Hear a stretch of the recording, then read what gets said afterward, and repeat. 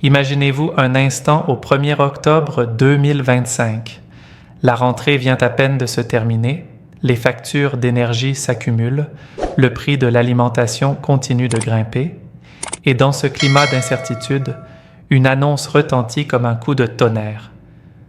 De nouvelles réformes des retraites entrent en vigueur, avec des changements majeurs qui toucheront directement votre pension. Pour certains, ce sera une bouffée d'air frais, un soulagement tant attendu après des années de sacrifices. Pour d'autres, ce sera une surprise amère, une adaptation forcée à un système en constante évolution.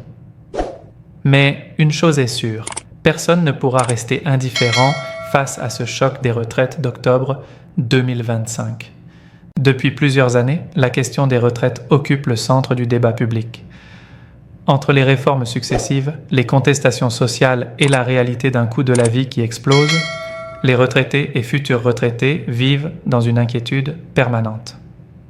Pourtant, l'État assure vouloir garantir la justice sociale et la pérennité du système. En octobre 2025, une nouvelle étape se joue.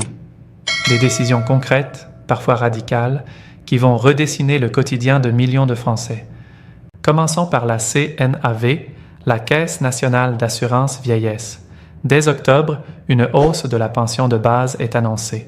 L'objectif est clair, protéger les retraités face à l'inflation, car il ne s'agit plus seulement d'augmenter pour augmenter, mais de sauvegarder le pouvoir d'achat. Trop longtemps, les retraités ont vu leur pension stagner pendant que les prix du pain, du carburant ou des médicaments grimpaient sans cesse. Cette revalorisation de la CNAV, même modeste pour certains, sera ressentie comme un signe de reconnaissance. Chaque euro supplémentaire compte, et pour ceux qui vivent avec moins de 1 200 € par mois, cela peut faire la différence entre un frigo plein et un mois difficile. Mais l'État va plus loin en touchant aussi au minimum vieillesse, l'ASPA. En octobre 2025, l'allocation de solidarité pour les personnes âgées connaîtra une revalorisation significative. Concrètement, cela veut dire que des dizaines de milliers de retraités, jusque-là condamnés à survivre avec des pensions indignes, verront leurs revenus augmenter. C'est une mesure sociale forte, un symbole aussi. Car dans un pays qui se veut solidaire, il était insupportable de voir des personnes ayant travaillé toute leur vie être obligées de compter chaque centime pour simplement se chauffer ou se soigner. Autre changement majeur, et sans doute le plus attendu, la fin du malus Agirc-Arrco. Pendant des années, ce mécanisme a été vécu comme une injustice flagrante. Imaginez, après avoir travaillé 40 ans, on vous pénalisait de 10% sur votre retraite complémentaire pendant 3 longues années, simplement parce que vous partiez à l'âge légal, sans prolonger votre carrière. Un système punitif, humiliant même, qui a découragé et frustré des centaines de milliers de salariés du privé. À partir d'octobre 2025, ce malus disparaît définitivement. Fini la punition, place à la liberté de choisir sa retraite sans sanction. Pour beaucoup, c'est une victoire sociale et syndicale, et une avancée historique dans le respect des droits des retraités. Mais attention, ces réformes ne sont pas sans zone d'ombre, car derrière les grands titres et les annonces spectaculaires se cachent toujours des réalités plus complexes. Oui, les pensions vont augmenter. Oui, les aides sociales seront revalorisées. Oui, le malus disparaît. Mais tous les retraités ne seront pas logés à la même enseigne.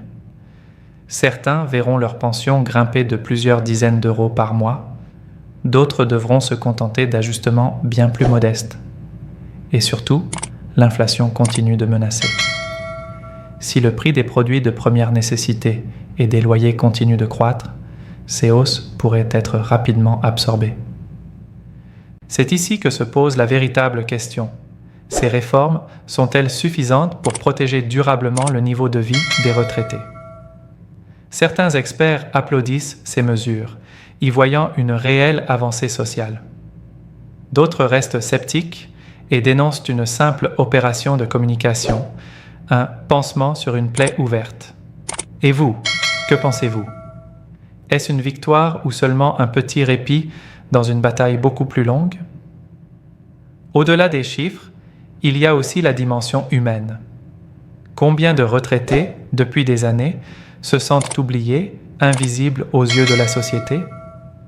Combien d'hommes et de femmes, après une vie de labeur, se retrouvent à compter leurs pièces au supermarché ou à renoncer à certains soins médicaux faute de moyens?